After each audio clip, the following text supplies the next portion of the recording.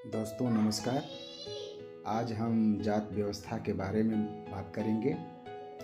जात शब्द की उत्पत्ति और उद्भव के बारे में अगर हम चर्चा करें तो पाते हैं कि जाति शब्द का सर्वप्रथम प्रयोग 1665 में ग्रेसिया डी ओरेटा नामक विद्वान ने किया था। इसके बाद फ्रांस के अबे डुबोय ने इस शब्द का प्रयोग प्रजाति के संदर्भ में किया। जाति शब्द अंग्रेजी के कास्ट का हिंदी रूपांतर है, जबकि अंग्रेजी के कास्ट शब्द की उत्पत्ति पुर्तगाली भाषा के कास्टा शब्द से हुई है। अंग्रेजी के कास्ट या पुर्तगाली के कास्टा का अर्थ है प्रजाति, नस्ल या वर्ग। इस अर्थ में जाति प्रथा प्रजातियों या जन्मजात भेद के आधार पर बनी एक अतार्किक, अमानवीय, अप्रासंगिक व्यवस्था है। अगर हम जात की परिभाषा की अगर बात करें तो मजुमदार और मदान के अनुसार जाति एक बंद वर्ग है। चार्ल्स हार्टन कूले के अनुसार जब एक वर्ग पूर्णतया आनुवंशिकता पर आधारित हो जाए तो उसे जाति कहते हैं। लुंडबर्ग ने माना है कि जाति एक अमानवीय सामाजिक वर्ग है जिसमें मनुष्यों का जन्म होता है और जिसे वे बड़े कठिनाई से छोड़ सकते हैं।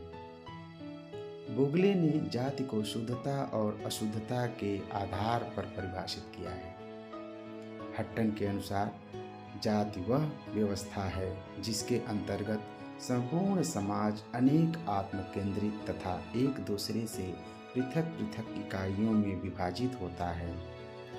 इन इकाइयों के आपसी संबंध ऊंच नीच के आधार पर सांस्कृतिक रूप से निश्चित होते हैं। अगर हम जात व्यवस्था की विशेषताओं की बात करें या जात व्यवस्था की जो विशेषताएं हैं इसकी बात करें तो समाजशास्त्री गोविंद सदाशिव घुरे ने जाति की 6 मुख्य विशेषताएं बताई हैं, जिसका वर्णन इस प्रकार कर सकते हैं। पहला, समाज का खंड खंड विभाजन यानी समाज का खंडात्मक विभाजन। दूसरा, संस्तरण। तीसरा, भोजन तथा सामाजिक सहवास पर प्रतिबंध। चौथा, नागरिक एवं धार्मिक निर्योग्यताएं एवं विशेषाधिकार। पांचवा, पेशे के अप्रतिबंधित चुनाव का अभाव। और जो छठा है, एंडोगैमी यानी विवाह संबंधी प्रतिबंध, यानी कि व्यक्ति अपनी ही जात के अंतर्गत विवाह कर सकता है, दूसरी जात में शादी नहीं कर सकता।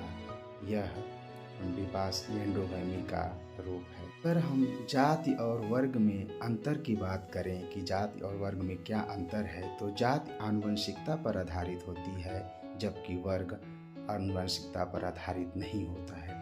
जाति में बंद स्तरीकरण जबकि वर्ग में खुला स्तरीकरण पाया जाता है। जाति में गतिशीलता संभव नहीं है जबकि वर्ग में संभव है।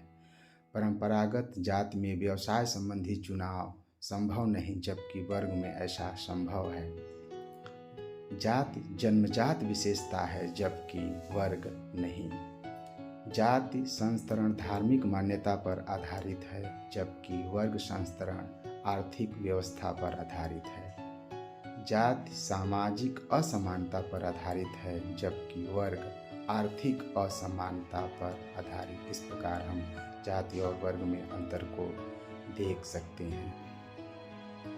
अगर हम जात व्यवस्था में परिवर्तन और उसमें बनी रहने वाली निरंतरता की बात करें तो पाते हैं कि परिवर्तन स्वरूप जात संबंधी शुद्धता और अशुद्धता के विचार में परिवर्तन आए हैं।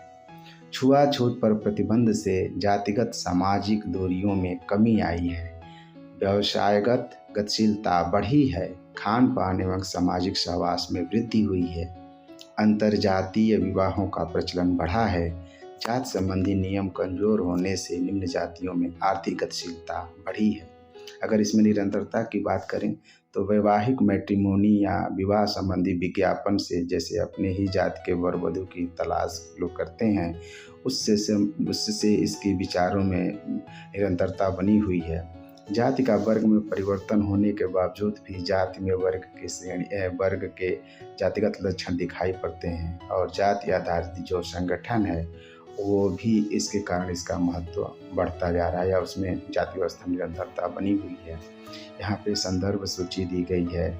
आज बस इतना ही, आगे हम किसी महत्वपूर्ण टॉपिक पे पुनः बात करेंगे। तब तक बहुत बहुत धन्यवाद।